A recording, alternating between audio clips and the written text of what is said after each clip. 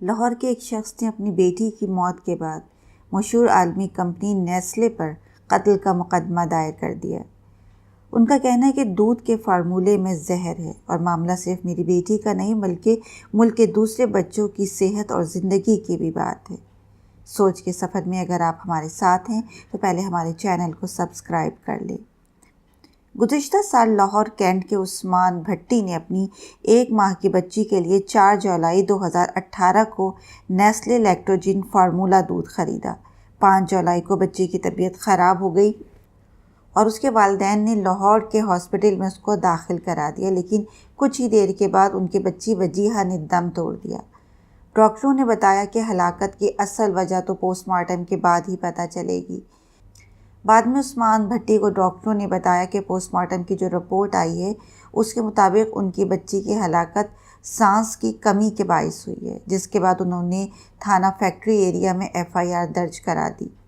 اس کے ساتھ ہی انہوں نے عدالت سے درخواست کی کہ بچی کے قبر کشائی کی بھی اجازت دی جائے، جس پر دکاندار اور نیسلے کمپنی کو پارٹی بنایا۔ عثمان بھٹی نے تھانے میں جو FIR درج کرائی اس میں بتایا کہ نیسلے مختلف تاخیری حربے استعمال کرتا رہا ہے، جس کی وجہ سے عدالت کی کارروائی میں بھی ٹائم لگا ہے۔ FIR کے مطابق نیسلے نے عدالت کو جمع کی گئی رپورٹ میں یہ تسلیم کیا کہ دودھ کے فارمولے میں کیلشیم فلورائڈ، سوڈیم اور پوٹاشیم کی کافی زیادہ مقدار ہے۔ 31 جولائی کو عثمان کی طرف سے قبر کشائی کی درخواست منظور ہو گئی تھی، لیکن 1 اگست کو نیسلے نے بچی کی قبر کشائی کی درخواست سیشن کورٹ میں چیلنج کر دی۔